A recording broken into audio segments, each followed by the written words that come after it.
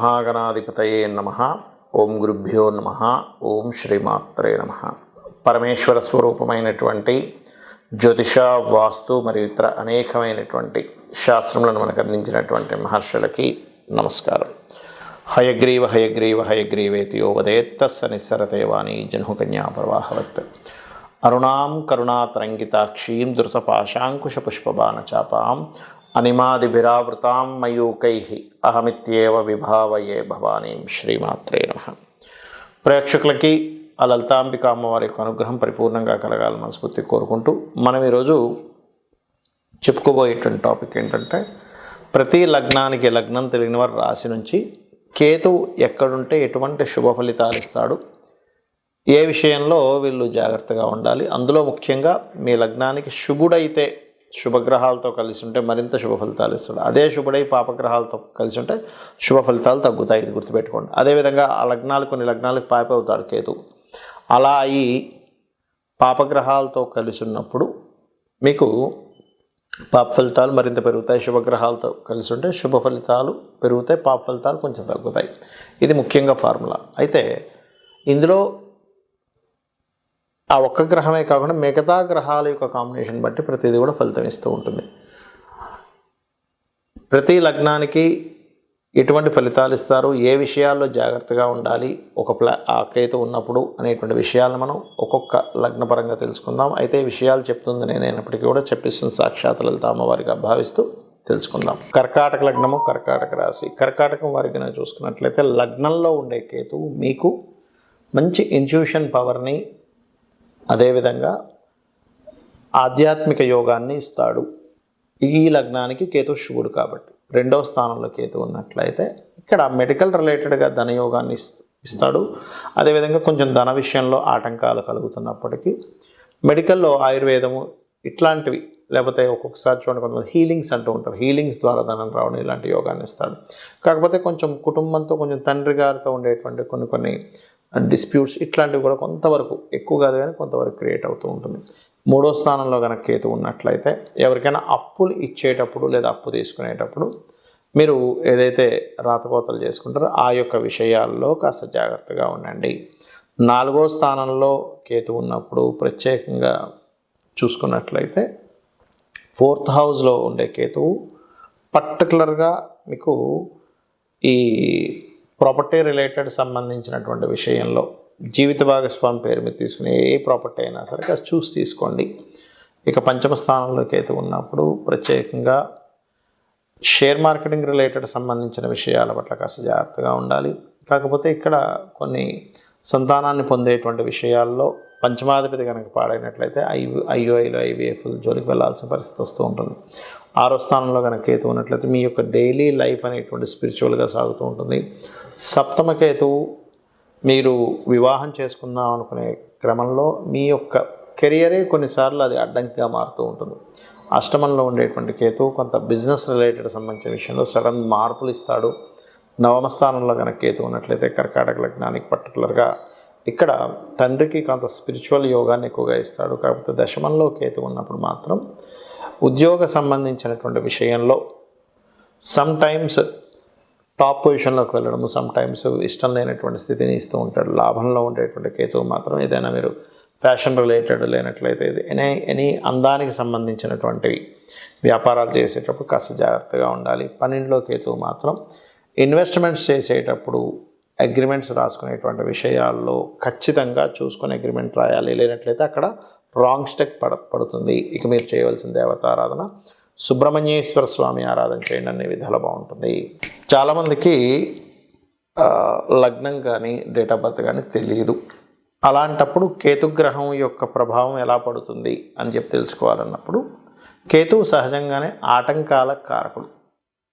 ఎందుకంటే ఆయనకు పనిపాటు లేదా మన జాతకంలో వచ్చి ఆయన ఆటంకాలు కలిగిస్తుంటారంటే కాదు, మనం చేసినటువంటి పూర్వజన్మల్లో చేసినటువంటి కర్మ ఏదైతే ఉందో అది ఆటంక రూపంలో కేతు రూపంలో వస్తుంది. గుర్తుపెట్టుకోండి. అంటే పూర్వజన్మల్లో మనం ఎవరికైనా కావాలని ఆటంకపరిచాం, వేరే వాళ్ళు పని చేసుకుని ఉంటే అప్పుడు ఏమవుతుందంటే అది ఆటంక రూపంలోకి వచ్చి ఇబ్బంది పెడుతుంది. గుర్తుపెట్టుకోండి.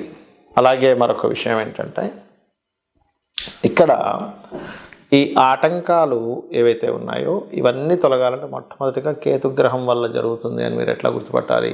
ప్రతిసారి ఆటంకం జరుగుతుంది, లేట్ అవుతుందా ఆటంకం అవుతుందా, రెండు రకాలు. ఇక్కడ లేట్ అవ్వడం ఈజ్ డిఫరెంట్, అప్పుడు శని ప్రభావం.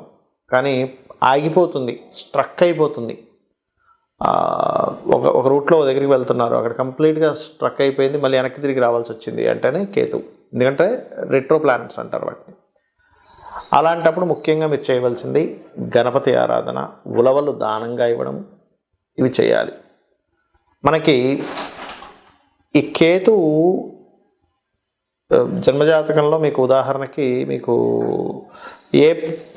అంటే ఫైనాన్షియల్గా ప్రతి దగ్గర స్ట్రక్ అయిపోతుంది అన్నప్పుడు మీరు చేయవలసింది ఏమిటంటే గణపతిని తలుచుకొని మనీ ఇవ్వడం తీసుకోవడం చేస్తున్నాను మీ లైఫ్లో ఎప్పుడైనా. అంటే మీకు డేట్ ఆఫ్ బర్త్ ఉన్నా లేకపోయినా, ఎందుకంటే మీకు అక్కడ కేతు ప్రభావం ఆ రూపంలో ఉందని అర్థం చేసుకోవాలి. లేదంటే నేను ఎక్కడ ఏ ప్రాపర్టీ కొన్నా కూడా నాకు స్ట్రక్ అయిపోతుంది, అక్కడ ఆ ప్రాపర్టీ కొనడమే పేరుకు కానీ అసలు అది పెద్దగా ఎదుగుదల ఉండట్లేదు అంటే మీ పేరు మీద కొనకండి. ఎందుకంటే మీకు 4th హౌస్ కేతు ఎక్కడో పనిచేస్తున్నాడు అని అర్థం. ఏమి మాట్లాడినా అది లిటిగేషన్ అవుతుంది అని అనుకుంటే కనుక అలాంటి సమయంలో ప్రత్యేకంగా కేతువు 3వ స్థానంలో ప్రభావం ఎక్కువ చూపిస్తున్నాడు. అలాంటప్పుడు లలితా సహస్రనామాల్లో ఓం కర్పూర వీటికామోద సమాకర్ష దిగంతరాయ నమః అని చేసుకోండి. అలా కాదండి మాకు అసలు వివాహ సంబంధించిన విషయాలు ఇదిగో ఇక్కడ దాకా వెళ్ళి సడన్గా అక్కడికి ఆగిపోతుంది అన్నప్పుడు మీరు గణపతి నామంతో పాటు లలితా సహస్రనామాల్లో ఓం కామేశబద్ధ మాంగళ్య సూత్రశోభిత కందరాయ నమః అని చేసుకోండి. కొంతమందికి అసలు పని చేయాలంటేనే ఇంట్రెస్ట్ లేకపోవడము, ఎక్కడ జాబ్కి వెళ్ళినా కూడా అక్కడ ఏదో కారణం చేత ఆగిపోవడం జరుగుతుంది అనుకోండి. అది 2 కారణాలు అవుతాయి. మీ చార్ట్లో ఎక్కడో శనికేతువులు కలిసి ఉంటారు దశమంలో, లేదా శని రాశుల్లో కేతు ఉంటాడు, లేకపోతే శని కేతు నక్షత్ర పరివర్తన ఉంటుంది. అటువంటి కండిషన్స్లోనే అలా జరుగుతూ ఉంటుంది. అలాంటప్పుడు రెగ్యులర్గా వెంకటేశ్వర స్వామి ఆలయానికి వెళ్ళడము, లేనట్లయితే రావి చెట్టు ఉంటుంది మనకి ఆలయాల్లో, దాని చుట్టూ ఈ యొక్క సర్ప ప్రతిష్ఠ చేసినవి ఉంటాయి, వాటి చుట్టూ ప్రదక్షిణం చేసుకుని వాటి మీద పసుపు నీళ్ళు గంధపు నీరుని అభిషేకంగా చేసి మీరు మీ పనులు మీరు చేసుకుంటున్నట్లయితే ఖచ్చితంగా దాని యొక్క శుభ ఫలితం మీరు చూస్తారంటే అక్కడి నుంచి మీకు ఆటంకాలు అనేటువంటివి తగ్గుతాయి. అలాగే మరి కొన్నిసార్లు ఏమవుతుంటుందంటే కొన్ని విషయాలతో దూరంగా ఉండాల్సి వస్తూ ఉంటుంది. అంటే కొంతమంది చూడండి సంతానం పొందుతారు కానీ సంతానంతో ఎప్పుడు దూరంగానే ఉంటారు. అంటే ఎక్కడో 5వ స్థానంలో కేతు పనిచేస్తున్నాడు. కొంతమంది వివాహం చేసుకొని జీవిత భాగస్వామితో దూరంగా ఉంటూ ఉంటారు. అంటే ఆ అబ్బాయి ఇక్కడ లేకపోతే అమ్మాయి ఇంకో దగ్గర ఎక్కడ ఉండడం, లేకపోతే అమ్మాయి ఇక్కడ ఉంటే అబ్బాయి విదేశాల్లో ఉండడం జరుగుతుంటుంది. వీటన్నిటికీ కారణం ఏమిటి? ఏదైనా ఒక విషయం మీద అందరూ చెప్తున్నా మీకు దాని మీద విరక్తి వైరాగ్యము వద్దనిపించడం జరుగుతుందంటే బికాజ్ ఆఫ్ కేతువు యొక్క ప్రభావం. ఇది మీకు అంటే ఎలాగా ఇప్పుడు కొంతమంది చూడండి ఇంట్లో వివాహం చేసుకోమంటుంటారు కానీ ఇది చేసుకొని అంటుంటాడు. కారణం ఏంటంటే 7th హౌస్కి ఎక్కడో దాని యొక్క ప్రభావం పడింది అని అర్థం. ఆ రకంగా మీకున్నటువంటి గ్రహస్థితి రీత్యా మీరు ఫలానా సంబంధించిన విషయంలో నాకు విరక్తి వైరాగ్యము చాలా ఏదో తెలియని ఒక ఎడబాటు లేనట్లయితే ఆటంకాలు కలుగుతున్నాయంటే ఒకటే గుర్తుపెట్టుకోవాలి, కేతుగ్రహం దగ్గర దీపారాధన చేసుకుంటూ గోవులకి గ్రాసము తినిపిస్తూ గణపతి ఆరాధన కనుక చేసినట్లయితే 100% మీరు ఏదైతే ఇబ్బంది పడుతున్నారో లైఫ్లో, దేంతో అయితే విడదీయబడుతున్నారో 100% దాని నుంచి బయటపడడం జరుగుతుంది. ఇక మీరు ఒక్క విషయం ఏంటంటే ఎప్పుడు కూడా ఒక గ్రహ సంబంధించినటువంటి ఫలితాలు బ్యాడ్గా వస్తున్నాయి అంటే మీ పర్సనల్ చార్ట్లో ఆ గ్రహానికి సంబంధించిన వాటి జోలికి వెళ్ళకపోవడం మంచిది. అంటే 4th హౌస్లో ఉంది అప్పుడు మీ పేరు మీద ప్రాపర్టీస్ ఉండకపోవడం మంచిది, గుర్తుపెట్టుకోండి. లేదండి 12th హౌస్లో ఉంది మీ పేరు మీద ఏదైనా ఇన్వెస్ట్మెంట్స్ చేయకపోవడం మంచిది. లేదండి బుధరాశుల్లో ఉంది కేతు ఎక్కువగా, లేదా బుధుడితో కలిసింది మీ పేరు మీద బిజినెస్లు ఉండకపోవడం మంచిది. అలాగా అసలు ఏ రాశుల్లో ఉంది, ఏ సంబంధించినటువంటిది ఎలా ఉంది అనేటువంటిది తెలుసుకోవాలి. ఇక్కడ మరొక విషయం ఏంటంటే మరి చాలామంది సందేహం వస్తుంది, ఏమంటే మరి పిల్లల స్థానంలోని వివాహ జీవిత భాగస్వామి స్థానంలోని పెళ్లి చేసుకోకూడదు అంటే అలా కాదు. కొన్నిసార్లు ఏమవుతుందంటే పిల్లల్ని దూరంగా పెంచాల్సినటువంటి స్థితిలో వస్తాయి. అలాంటప్పుడు దాన్ని యాక్సెప్ట్ చేయాలి. కొన్నిసార్లు జీవిత భాగస్వామితో దూరంగా ఉండవలసిన పరిస్థితి వస్తుంది. దాన్ని యాక్సెప్ట్ చేయాలి. యాక్సెప్ట్ చేయకపోతే అక్కడ ఇబ్బంది వస్తుంది, గుర్తుపెట్టుకోండి. ఇక మీరు ప్రతిరోజు లలిత అమ్మవారి యొక్క స్తోత్ర పఠనం చేయండి, అనే విధాలు బాగుంటుంది. శ్రీమాత్రే నమః.